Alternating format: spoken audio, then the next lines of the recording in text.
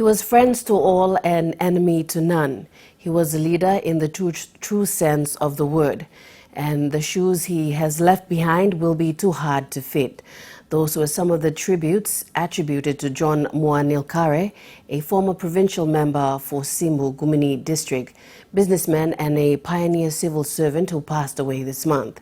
His body was flown home to Simbu on Thursday from Goroka, where the Simbu provincial government, with 3 out of 7 MPs, paid their tributes to Mr. Nilkare. Theo Thomas covered this event and files this story from Kundiawa. Rangakua and Weramori were part of the reception at the Dixon's Field that welcomed the casket flown in from Goroka. With school children lining up the streets, the car with the casket was escorted from the field to the provincial government car park. Joe Kundanao, the provincial administrator of Simbu, said the passing of such a leader poses questions about the vacuum in leaderships. By looking around in the communities and in the province and the districts and the places we come from, there is a real problem in the young people not taking life seriously. How are we going to learn to do the right things? Or when are we going to learn to do the right things? Rangakua says John Nilkare epitomizes the essence of the word leadership. To become a leader, you must be loved, respected, and trusted. These triple qualities. He must come one time.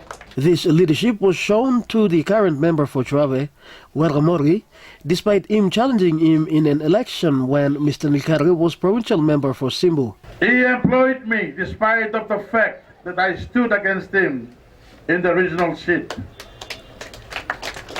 This is the caliber of a man who was friends to all and enemy to none.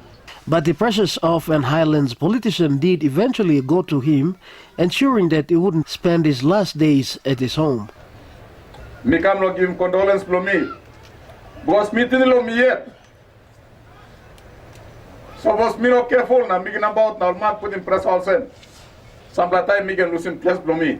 Bless me like him through long. In honor of this leader from Simbu, the provincial government will now call the Kundiawa to Karumi Road the John Nilkare Highway. The late Nilkare is survived by his wife Anna, sons Robert and John Jr., and Ubani. He will be laid to rest next week at his home at Omkolai. Theo Thomas, NBC National News, Kundiawa.